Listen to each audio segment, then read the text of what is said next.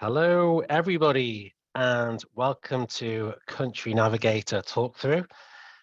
My name is Mark Edwards. We're just going to give it a minute or two for more people to join, but I'm really looking forward to this, what I hope will be a very interactive and immersive session. So feel free as you're joining to share where you're dialing in from, who you are, which company you are, which part of the world you are. I can see there's 58 people on here already, 59, 60, it's growing rapidly. So yeah, just a big warm welcome and thank you to everybody who's joining. So this particular subject, psychological safety, is of a particular passion of mine because we've all worked in organizations and teams where we feel free to be ourselves and consequently where we don't, where we feel impeded. So this is going to be a very practical session where we get to share ideas and actually have some solid, good takeaways. Okay, somebody has just shared that the chat is disabled. How can we get that turned on? So that one is for my trusted advisor, Onyen. Not possible. Apparently not possible, but he said if this happens, post in the Q&A and we can read it there. Although we can see we've got Germany here, so welcome Heinz from Germany. Okay, so ask any questions in the Q&A. We can answer that there. And a big warm welcome. I can see we're up to 78 people, so we're going to start any moment now. Okay, here we got Q&A. Serbia. I'm reading I'm reading out Q&A now. Where are you coming in from? Let us know in the Q&As. We've got Serbia. Molson Coors in Serbia. I don't know. I've never heard of Molson Coors. Sounds lovely. Dialing in from Netherlands. We've got Germany. Amanda from Texas.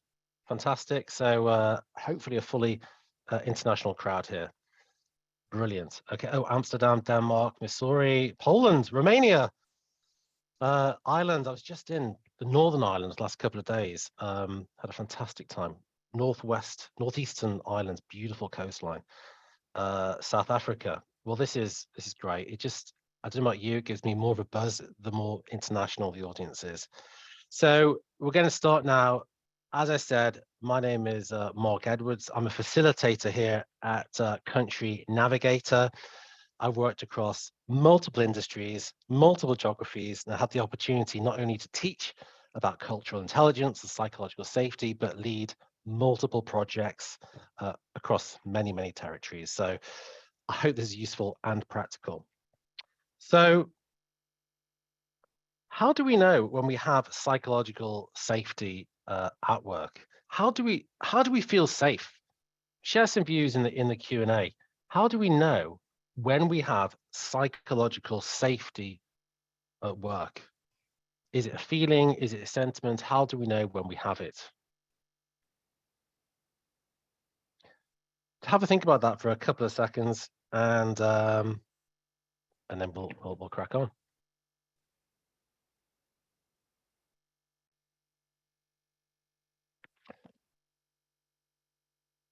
Okay, in the meantime, people are still showing where they're coming in from. So we've got Croatia, New York, France, absolutely fantastic.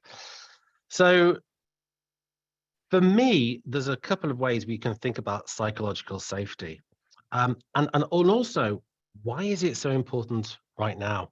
When we think about psychological safety and what's really happening in the workplace, we're now entering, obviously, what we've entered a couple of years ago, hybrid working conditions. So when we can't see people every day, it becomes more and more important to try to navigate this complex area and to make sure people do feel really, really included. So for me, how do we know when we have psychological safety? We feel free to be ourselves. We're free to challenge, and we feel part of things, and we're accepted for who we are. And each of those points I'm going to be going to in a little bit more detail as we proceed. Now, I want to share a couple of thoughts with you.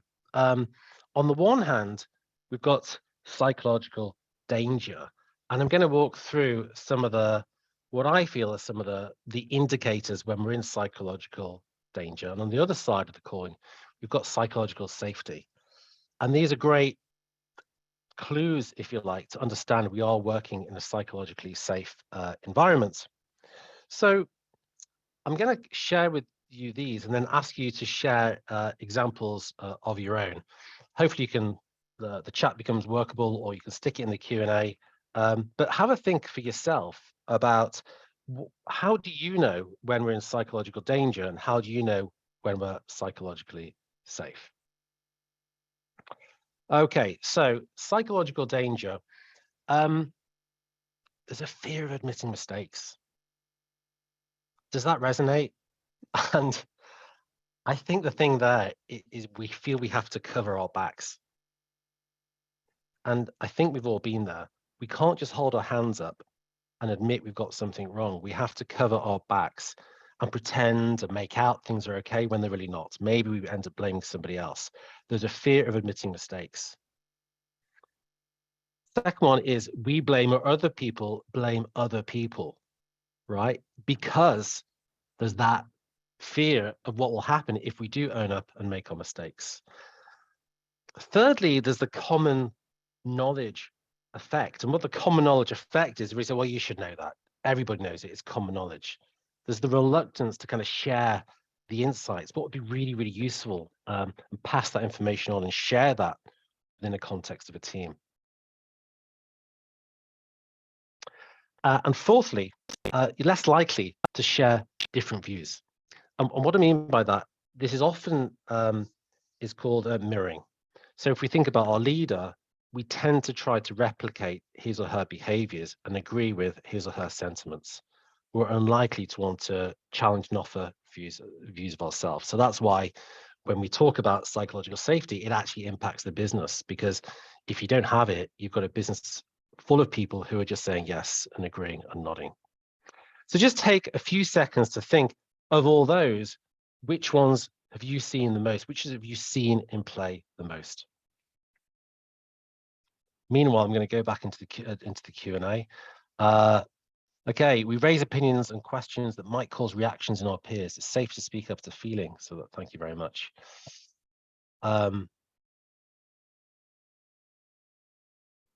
Okay, so I'm now going to reverse it. I'm just asking my helpful administrator as we go along. Some of you have said, can we see the slides? So I'm going to ask him. Right, psychological safety.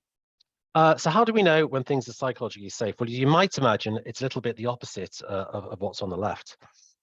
Essentially, the key component parts are this. We're comfortable admitting mistakes.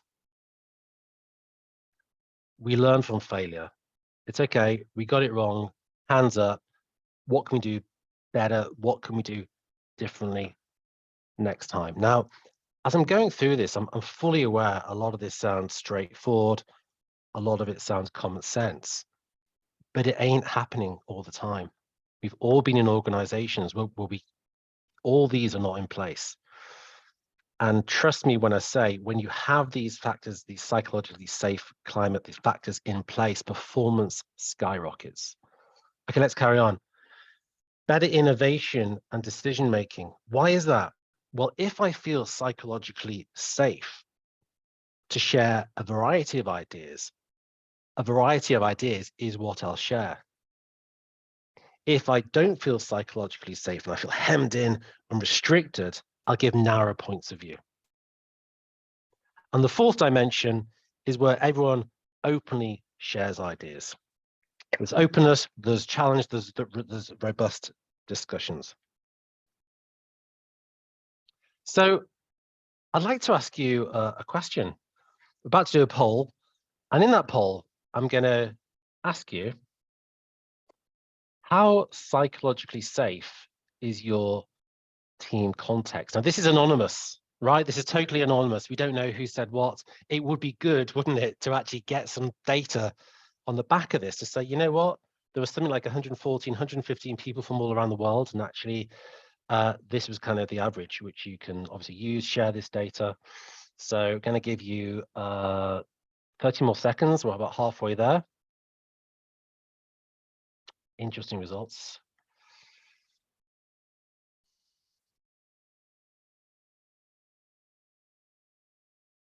Okay, we're on about 86, so I have to give it 10 more seconds for those final few people to share and contribute. Okay, let's end it there.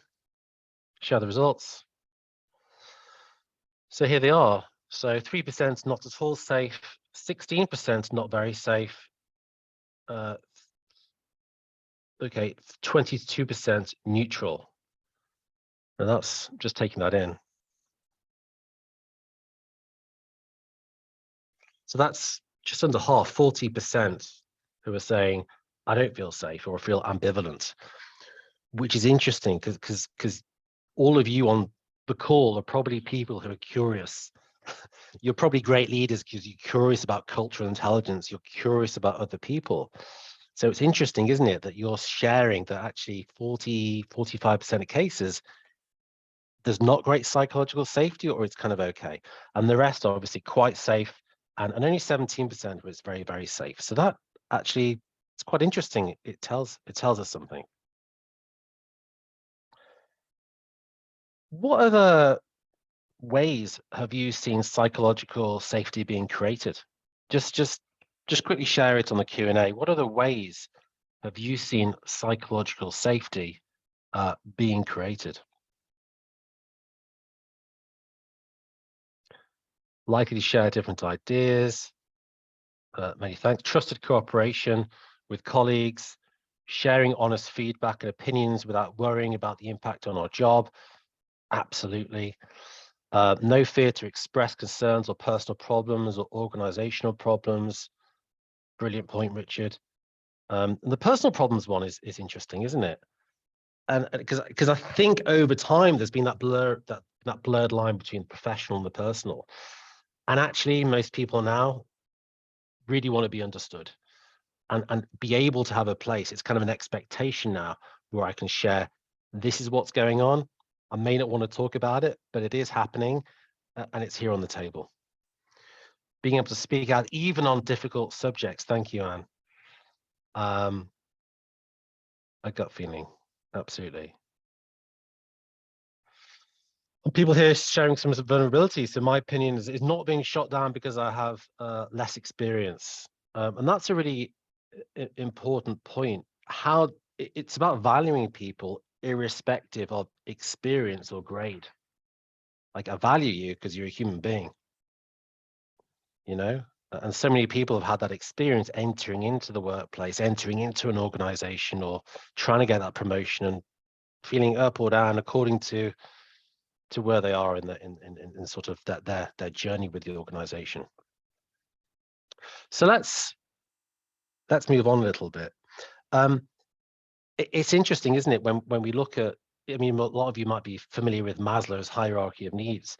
And you're at the very bottom of there, you've got the physiological safety needs. Okay, I need shelter, I need warmth, I need clothes, etc.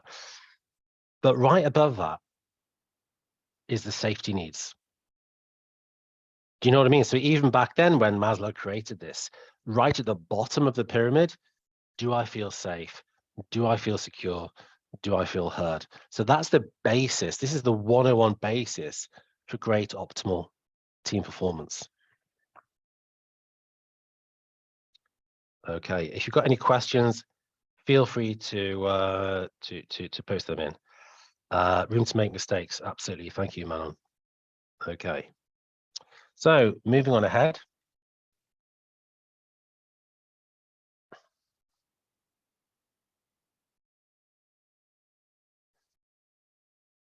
And I've just got one more poll to share here, actually. Let me ask this poll question. So our second poll is, I'm going to stop sharing that. I'm going to ask you the second one, is what is the key thing you would do to improve psychological safety? Now, obviously, this is a great list, right? Everything on here is sensible and pragmatic. But if you were to prioritize and think about the key thing, what would it be? Greater transparency, better communication, understanding each other, respect for opinions or perspectives, or something else. If it's something else, share it in the chat.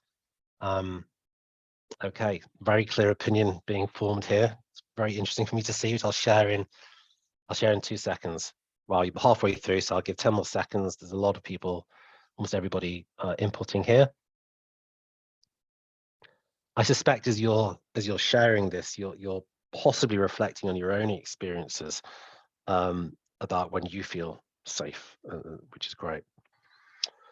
Okay, so I'm going to end in 5, 4, 3, 2, 1. So, and the poll, I'm going to share the results. So, the winner is respecting for other opinions, other perspectives. That's interesting, isn't it? So what you're saying is that the key aspect, the key way to improve psychological safety is you're actually proactively demonstrating that you may not agree with the other person, but you're proactively demonstrating that you understand their opinions and their perspectives, even if they're different to your own. Okay, so that's what you're saying is the absolute key to improving psychological safety. Okay, so I am now going to go on and share this this diagram. So this talks about different levels of psychological safety. So we've talked about what is psychological safety and how to create it. What I now want to do with you is actually explore a little bit and break it down. What are the different types of psychological safety? And this is helpful. It breaks it down. It makes it quite simple. I'm going to run through this, and then I'm going to share a brief case study with you. And I want you to kind of participate with me to say, in this case study, what's going wrong? What type of safety is there, and what isn't there? So you can see on the x-axis we've got respect. Sorry, on the y-axis we've got respect, and on the x-axis we've got permission. So this basically starts with this sense of inclusion. So people are actively included into the team identity. So inclusion safety is you're part of this, you're welcome, we know who you are, welcome on board. Learner safety is where the person is given support in learning. Like, we actually really value, you come here for a reason, and whilst you're here in this organization or on this project, you're going to be free to learn. You're going to be free to learn, share new knowledge, share mistakes, which we've already talked about, and just take on new responsibilities. The fourth one is contributor safety. Now this is a really important one. What this is saying is I'm going to be given the permission to contribute fully to this team. It might be the first month here in the organization. I might be new from another country or culture, but very quickly on, I'm going to feel an equal part to be able to proactively contribute to the success of this team. So I'm going to be able to bring my skills, my knowledge, my unique strengths into this. And perhaps most difficult of all is the final one. I'm going to be free to challenge. I'm going to be free to challenge the status quo and propose new ideas, new processes that might be different to your own opinions. And the idea is each one builds upon each other. That challenger safety is the ultimate. And look, each stage is quite precarious. It's quite delicate. And so without positive reaffirmation and encouragement that it's okay to make mistakes, it's okay to contribute, it's okay to challenge the status quo, people will regress, they'll come back and they won't feel safe about that. Before I go on, any questions, any reflections upon that? Feel free to stick it in the Q&A. Yeah, absolutely, there's room to make mistakes. Okay, somebody here, thank you for such a brave question. My colleagues don't welcome opinions different from their own. How do I approach this situation? Great question. How many people here resonate with that question? So I'll repeat it again. My colleagues don't welcome the opinions different to their own. How do I approach the situation? Well, one really good idea is for you to demonstrate real listening, understanding, and empathy for their view. So you may wish to start by saying, okay, you feel that way. Can you explain to me why, how you arrived at that process, how you arrived at that decision? Okay. So, and then recap back. So it's because X, Y, and Z. But the more you demonstrate interest, understanding, empathy in how that person reached their view, the more open they're going to be for challenge. Does that make sense? We could talk about this quite a lot, but what you're demonstrating is this person has quite a fixed view. And there might be all sorts of reasons why that person is holding on to quite a fixed view. But by actually asking questions that open up their reason, their logic, their reasoning behind that view, they will start to become more open to perhaps having those views challenged. So I hope that's a useful response to you. I'm bullied for different opinions, challenging existing processes. Well, again, thank you. This is meant to be a very real webinar, real opinions. I'm sorry you're experiencing that situation. If you want to get in touch with us anonymously, or just call us up afterwards for a bit of brainstorming around this, then do feel free. That offer's there. Okay, I'm really pleased that you're this is connecting with you. So I want to take this now from the hypothetical to the real and deeply practical, and I'm going to share with you a real example. Now, obviously, we've changed the names to preserve the anonymity of the person, but I'm going to share with you a very specific individual. I'll read it out. So Jorge was excited when he started his new role in a civil engineering firm. The induction was thorough, and his manager, Savina, made sure he was familiar with the key processes and tools he needed. She also introduced him to the team. But that's where the problem started. Jorge's role was to bring new ideas to the project, but his teammates just weren't interested in listening to him. Even Savina was pretty passive. She didn't really support him or give any signs of encouragement. Amelia, one of the more friendly team members, mentions to Jorge that Savina liked to be the source of new ideas, and the rest of the team had learned not to bother offering them. Jorge had by then already decided to look for a different job. So I'm going to ask you a question now. And the question is, what level of psychological safety is there in the team?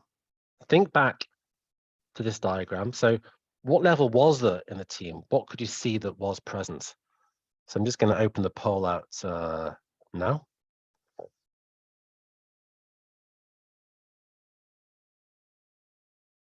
Because there's something there, right? It's there was some level of psychological safety. So let's acknowledge that. And this is, yeah, let's see what you have to say. So, yep, very clear opinions formulating already.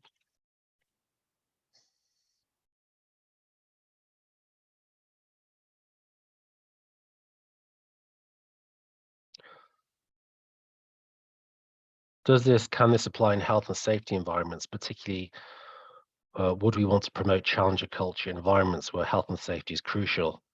Yes, is the clear answer there. Okay, so let's give it 10 more seconds. So what level of psychological safety is there in this example? And close it out in 5, 4, 3, 2, 1, and the poll. Yeah, so basically what you're saying is understandable. You're saying, well, yeah, there was a fairly high degree of inclusion safety and learner safety. Okay, so if we go back to the previous slide, then okay, that's there. Okay, again, had a decent induction. They were welcomed. They made sure introduced the key processes and systems. So that's all tick for the inclusion safety, tick for the learner safety. But the minute he wanted to start contributing, let alone challenging, he was shot down. So in a lot of our learnings on Country Navigator, we explore why that might be. I mean, we can begin to speculate why that was with Savina, why they were not comfortable with this person, Jorge, really challenging. Okay. We can't do that right now, but it's interesting to begin to speculate. Okay, so we've talked about, what is psychological safety? What is it when it's working? What is it when it's really, really not working? And we've talked about specific types of psychological safety. What I now want to go on and share with you is actually how we can take an active role in actually promoting psychological safety. So here we go. This is based on a very, very simple, clear model. I like simple and clear models. And it's basically called the CARE model: communication, authenticity, respect, and empathy. And it starts with care because you actually have to want to do it. So, it's interesting. Often we think, well, training is the best answer and how to become a better leader, a better manager, create that climate of psychological safety. But actually, what's really going to make the difference is does that person care? Are they really, truly invested in creating that safe psychological environment for all?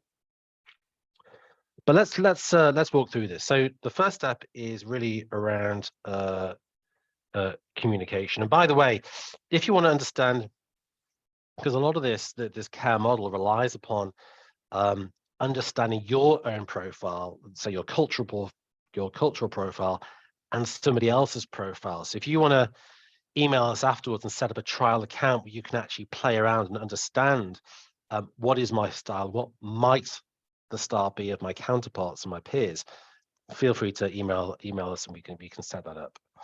So the first step here of the model is communication. So, we must be free to communicate without fear of being judged. So sharing understanding is the goal.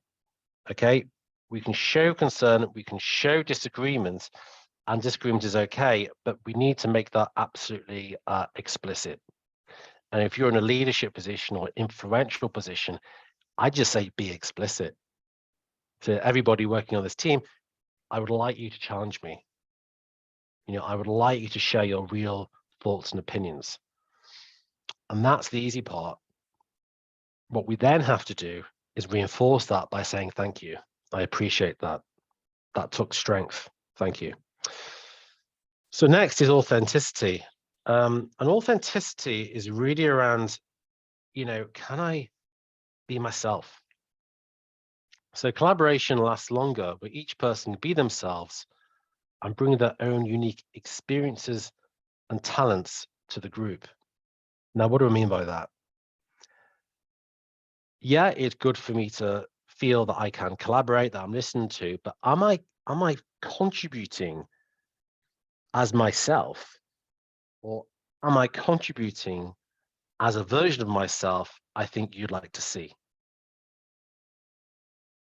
Really great leaders enable people to truly be themselves and bring themselves into organizational challenges, into real goal setting scenarios.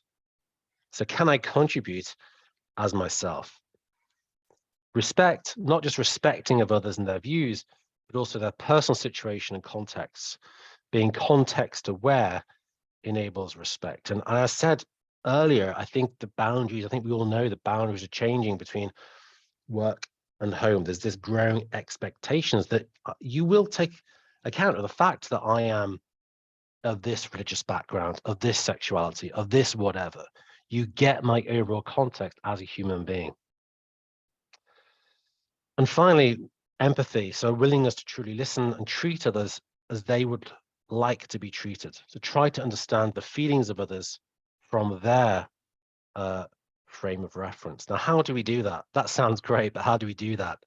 Well, I think it's about really genuine listening.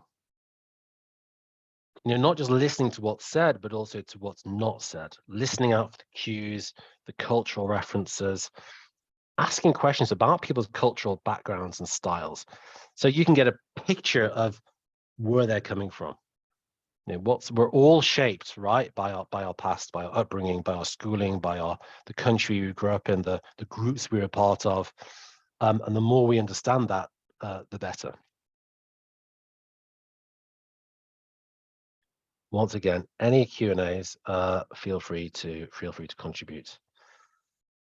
Okay, so how do you start to embed a culture of psychological safety in an organization? Does it have to be top down, with top leaders setting the examples? Any thoughts?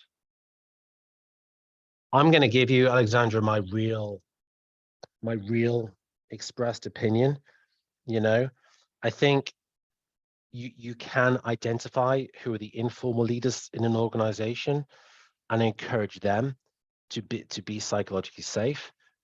In my opinion, there is nothing like seeing the leaders provide that psychological safety. And you know, the more you do, the more they, or it might be yourself, the more they do the things we've been talking about. Own up to mistakes, you know, be human, encourage disagreements. The more that happens, and it's reinforced, the better. Because like it or not, we do mirror, we do copy, you know, we move in herds, and we want to please. So the more leaders can actually role model these behaviors, the better.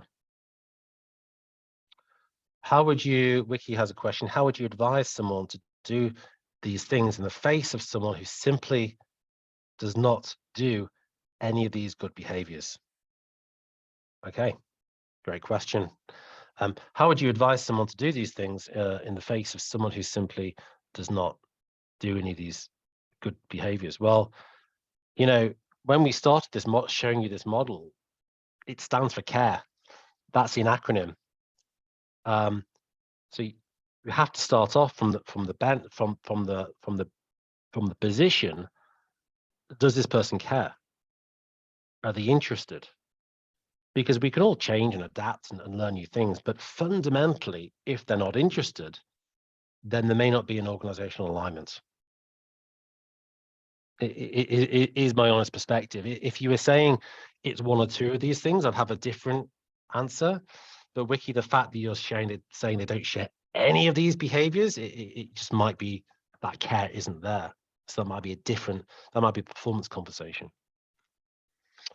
Okay, I really welcome all these questions. Yeah, it starts from the top. Thank you, Helene. You need to start with the leaders closest to the people. We have an anonymous forum, like a suggestion box, where people can comment or give good feedback. Thank you. That's also a good positive idea as well.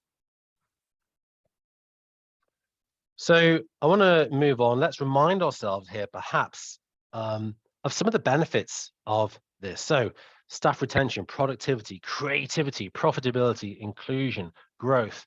Hopefully, you know, as we've been going through, we've been making the case that this ain't just a nice to have. It's clear that where we have psychological safety, the freedom to be ourselves, the freedom to challenge, we're going to have more innovative products. We're going to have better ideas. We're going to be more ambitious in our strategies. So this stuff really matters. And to be frank, even outside of all that, it's just being a good human, right? It's just making people feel good, comfortable, like they're valued. So I'm going to start to wrap up now. We will have the opportunity for even more Q&As at the end. So if you want to fire in more Q&As, especially if you haven't already, feel free to post questions. I'll do my very best to get through all of them towards the end. So what I want to sum up by saying is that I think there's 3 things that you can really do, that they're additional add-on super points in terms of creating psychological safety. The first is listen more. You know, when we think about some of the people who are closest to us, who've chosen to be close to us, what we probably really like about them is that they listen to us on a good day, a lot of the time. So asking questions and show that you're taking on board the answers with your actions can really start to shift the culture. So really listening, but not just for the sake of it, deeply listening and then doing something with what emerges is a great one. Get rid of the trash talk and the gossip and the he said and the she said and they said and then he did this and they went, like, just try to get rid of it. All right. So the more we can cut out gossip, the better. And I think just take the time to be curious, to learn about people's different cultural styles and backgrounds, and do your own research. Find out, what people are like in general, or go into Country Navigator if you remember already. Be curious. What's the history of this people from this country or this tribe, or what's the main religion there, and just begin to speculate. Why people are the way they are, and perhaps what shaped this person. And it's not to have a set view, but it's just beginning to speculate. I'd like you to so feel free to ask any final questions. Let me just okay, we found that the hybrid, so this is Katerina.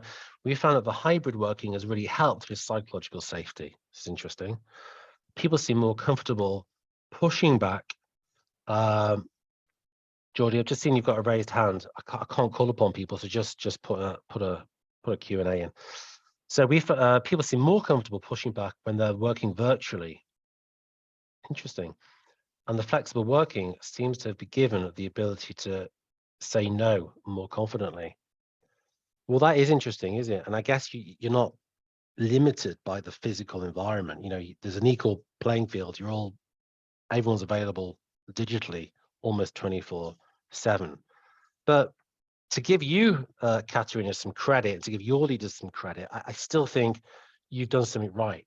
You've been doing something right whereby people can push back. Because if you didn't have half decent leaders in place in your organization, I don't care whether it's hybrid or whatever, they wouldn't be doing it. So to acknowledge you and your organization, you must be doing something really right. So thank you. What can I do to make my manager aware that their behavior doesn't promote psychological safety? Well, I think it's trying to be quite straightforward and real in the conversation. I know these things are easier said than done, but I think sticking to fact and what happened and the impact is always helpful. Can I just have a conversation with you? But when this happened last Tuesday, and you did this, right? The impact of that was X. Okay. So far, that's in it. That's beyond doubt, right? Something happened, and there was an impact, right? Does that make sense? And then the impact that had on me, or the impact had on my feelings, was that I just felt I couldn't challenge. I just felt I couldn't say anything in that moment, and it made me uncomfortable. Would it be possible to do X in the future? I guess what I'm trying to say is it doesn't have to be a long, drawn out conversation. It doesn't have to be. I mean, I don't know you, I don't know the person, but I think that model is pretty helpful. Like, what actually happened? Can we talk? What happened? What was the impact? How did it make me feel? And what could you work out? What could he or she do differently in the future? I hope that helps. So what I want to do, I'm just about to wrap up now, but I want you to just share takeaways, just in the Q&As, just share some of the insights that you've heard. Maybe they're insights from me, maybe they're insights from some of the comments from other people. Just sort of type down one or two things that you're taking away from today so far, or if you have any final questions, feel free to throw them in, and I'll do my best as I wrap up in the next minute or two. Oh, crikey, I'm not very good at scrolling and keeping up. What can I do? Okay, you've done that. Can you share anything that has been particularly effective in repairing damaged psychological safety? Look, I think it's thank you for the question, by the way. I think it's about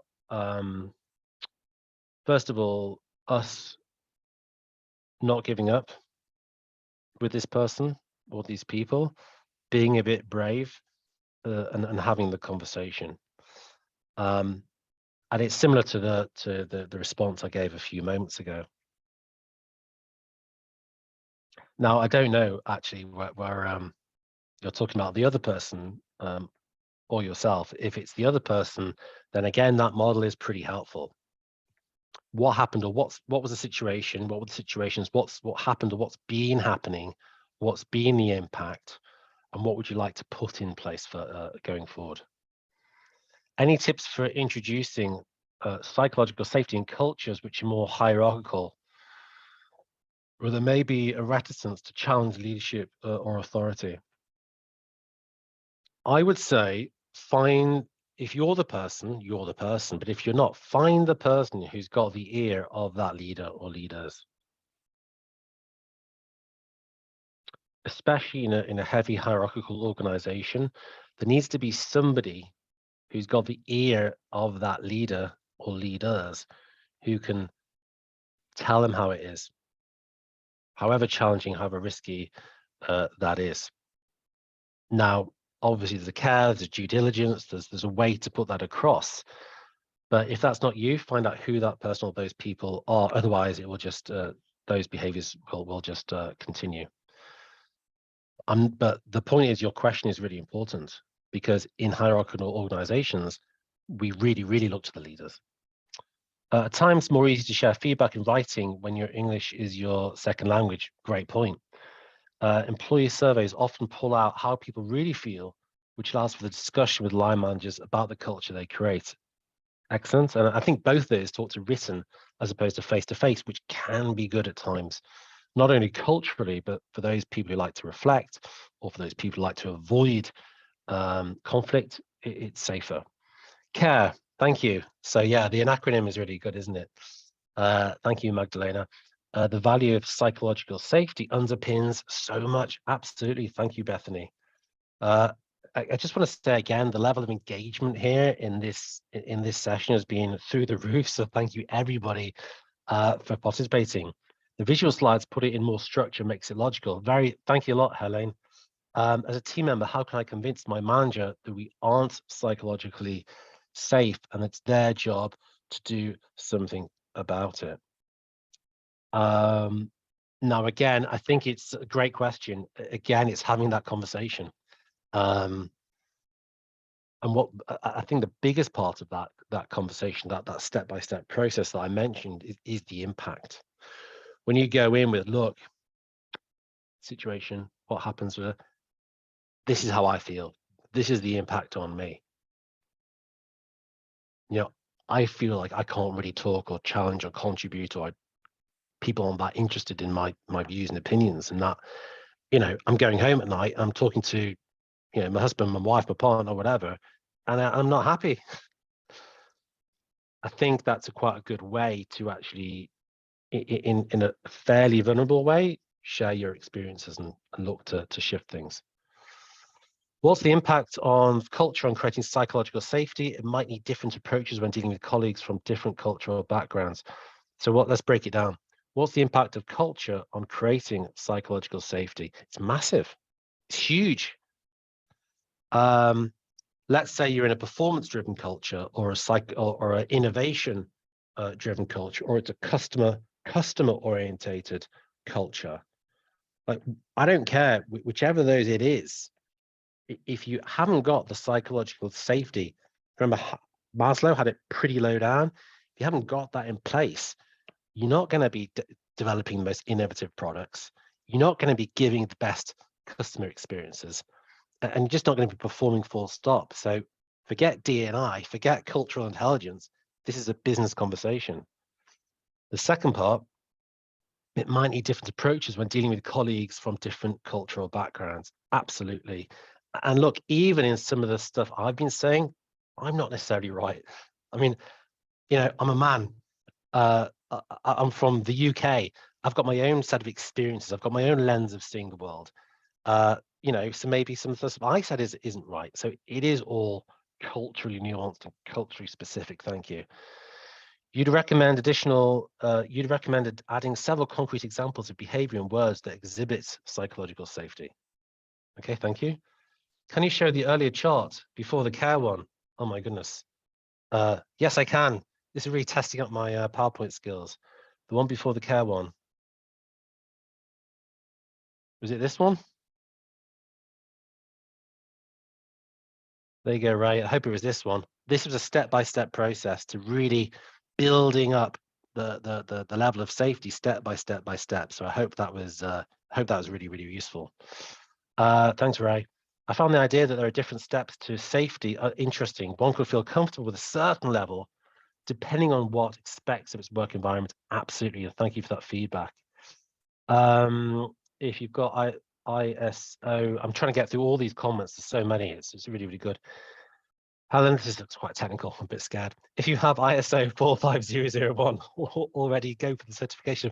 My top management buys into this structure and now starts the journey for psychological work environment. It provides the framework and the structure. Well, great. That is something I don't know. You look like an expert in that dimension, so thank you for sharing that. If you'll be sharing this recording, then I won't need it. Thanks. Well, I've already done it. I think I've lost touch with some of my colleagues. I don't know them as well as I would have done if we'd have been in the same place. I think we consider each other less reliable than we used to. I hear you. Yeah, I think this new world, this new situation, we're still working remote quite a lot. We have to not just talk about work, we have to talk about the process. You know? So the process is, how are we doing? As a team, how are we doing? What's working well? What's not working well? You can use the model. Do you know what I mean? You could say, are we communicating? Are we being authentic? Is there respect in place? Is there empathy? You know, take the learnings from this module and just use that. That's a really good starter. How can you convince a manager that people don't feel safe, but he honestly doesn't see it? You talk about the impact. And rather than talking about the impact on others, start with the impact on yourself. That might help. Please explain the exploitation. I'm not sure of that. Wiki, do you want to elaborate? Hi, Mark. Hi, Mark is reading questions from participants, but I don't see that question. Well, I don't know. I can see your questions, so I'm reading them out. So I don't know if you can see them or not. So I just want to about to wrap up here, and I just want to share that this is available. This is one of the modules available on the Country Navigator. The learning path on the platform this is like one of several examples of modules that are there. This learning, how to acquire this, it's about reflective practice. Maybe talking about that with other people. What did I learn from this? How could I apply it? And when you're in the Country Navigator, you'll see how that works. I just want to thank you. I want to thank you all for your amazing contribution. There's been so many Q&As. I've tried my very best to answer as many of them as possible. And I really, really appreciate that you've really proactively got involved and contributed and challenged me and challenged each other. And I just want to say to you all, thank you all very, very much.